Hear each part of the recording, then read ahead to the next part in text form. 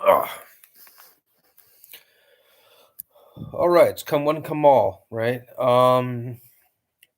So to unpack, I've been trying to do this for a long time. I've been trying to rather persistently unpack the phenomenon in history, which was the Holy Roman Empire.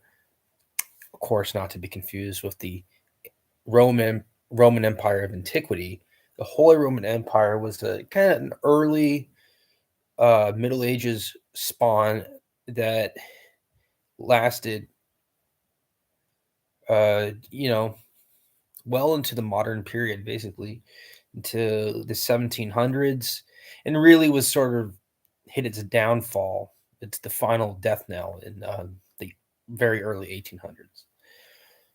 Uh, Already, it sounds like a pretty magnificent, hegemony. But what's more interesting than its stature as a technical uh, mainstay in European political theater. What's way more important than its sort of legalistic existence is that it was actually a quite effective top-down power with a standing military, tons of funds at its disposal, a stable leadership.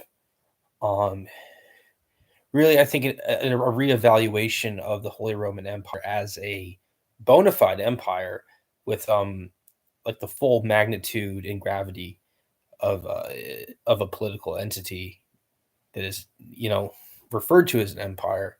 I think that is um, due to it, and in recent decades, there's been a thought the Holy Roman Empire is not a serious empire. It's more of like a Frankenstein monster of an empire, more of like a super decentralized rotating court with it's a judicial system almost with a swapped out elected ruler. It's he does a lot of negotiating. He's not really running the show. But keep in mind, you know, while those criticisms are fairly valid, actually, they don't they are also true for a great plenty of other empires that may or may not have had uh, an element of decentralization, a prominent element of elective uh, uh, executive function. The Byzantine dynasties that ruled, they changed out. They weren't consistent. They weren't. It wasn't. It was hereditary primogeniture, but it wasn't always the same family. The Romans tried that, and the Romans were probably less consistent than the Byzantines or the Holy Roman Empire in terms of the one family ruling above all. So if you look at it in terms of absolute power, yeah, the one person who is the emperor has less overall power in the HRE than in the Roman Empire, but he also lasted longer, and his family was in more control than the family in ancient Rome.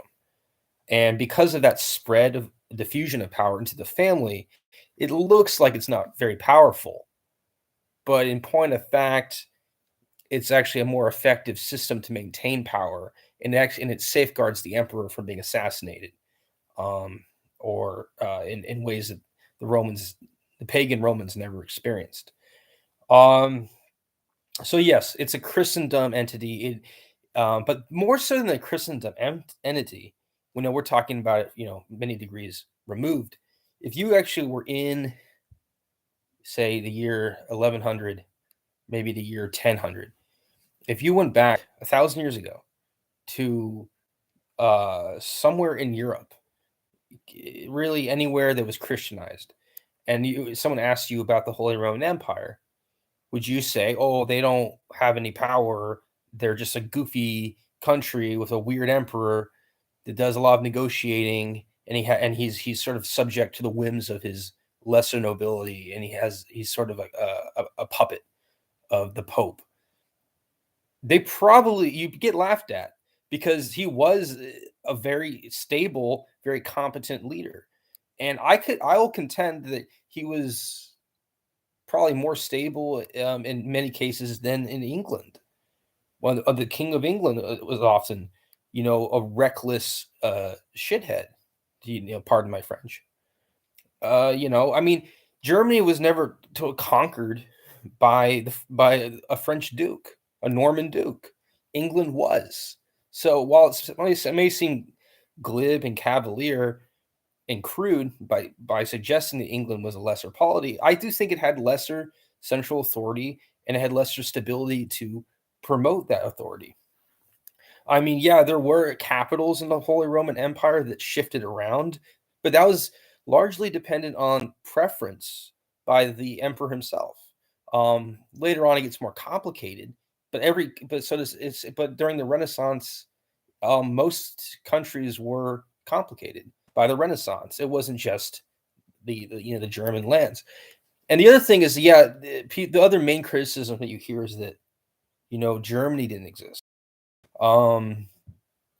Which is in the superficial sense very true, because the Germany that we know of uh, was for a bunch of different people who spoke a loosely similar language, and that was really the Roman Empire sort of poking fun at the simplicity and backwardness of the German tribes. They sort of grouped them up and called them Germania. They never really had their own name, and as you know, Germany now they call themselves Deutschland, or it's the Deutsches Reich or whatever, or Deutschlanders, or Deutsch is the land for the German exist in their own tongue. Greece they were known as the Helena, Hellenis, right? Hellenes, they had a kind of a soft H sound. They didn't have a gr sound, a g sound.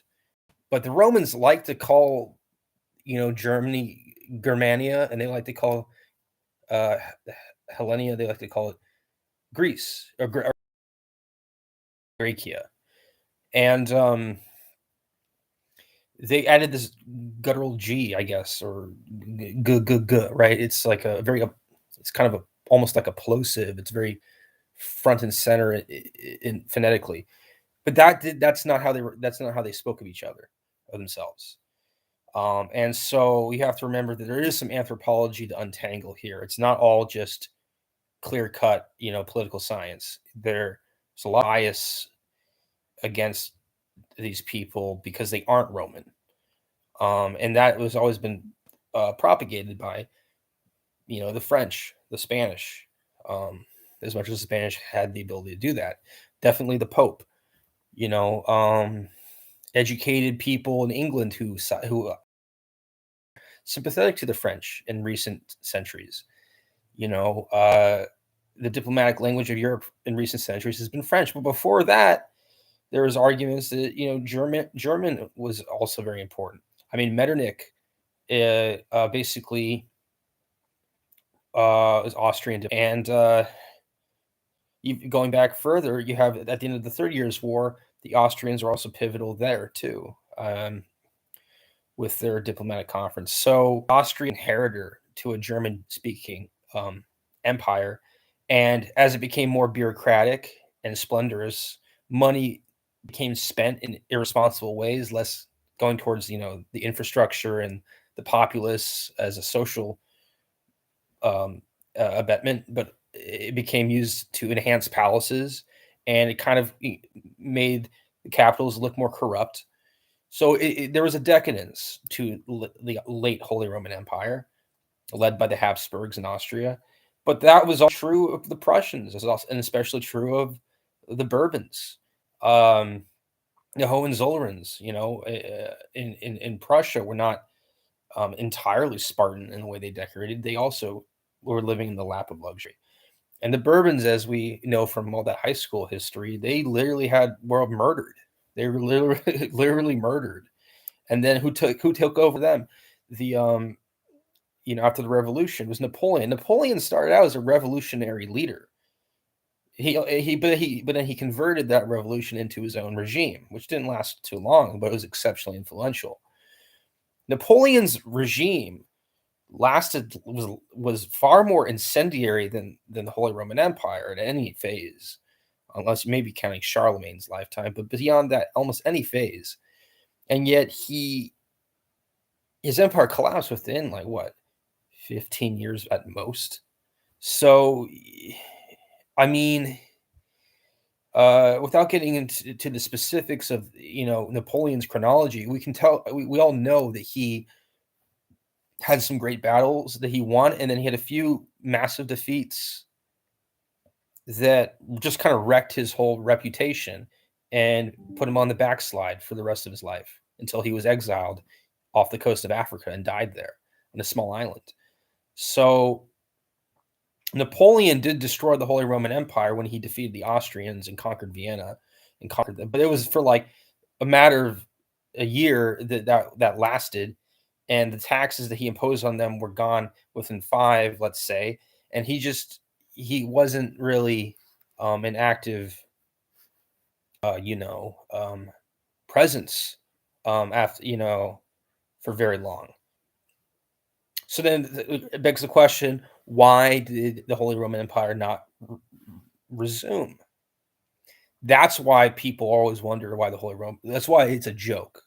The reason the Holy Roman Empire is a joke is because it just went away and then never came back. Sort of like Prussia. Prussia went away, never came back. So it's some old country that died. Why do I care about that? Why is that? How does that really affect modern politics? Well, Prussia, of course, led into Germany, the unification of Germany, and it led to the rise of that sort of Nazi mentality and imperialism that reshaped the cultural landscape pretty much in the last 80 years or so. It's been entirely reshaped by the perplexities and atrocities of World War II. So obviously Germany has been relevant because we acknowledge that, but we don't acknowledge the good things that the Germans were doing when they weren't, dominated by Prussian or weren't operating out of Berlin or the Northern German Confederacy or whatever you want to call it. Because the fact of the matter is that Germany was not a historically industrialized nation. No nation was. I mean, you had to have the Industrial Revolution for that to happen. But they, like England, they picked up that revolution really quickly. And Germany was probably more crazy about it than England was, because England had all these colonies where it could get resources for cheap. Germany didn't have colonies, so it was way more into its industrialization capacity. But what that meant was that it kind of was religious about its ability to drill people into being workers or into being an intelligentsia that could improve efficiency in the factories. They built railroads before anyone else was doing anything like that. They were, really crazy about construction of all kind, metalwork, metallurgy. Their military was exceptionally well drilled.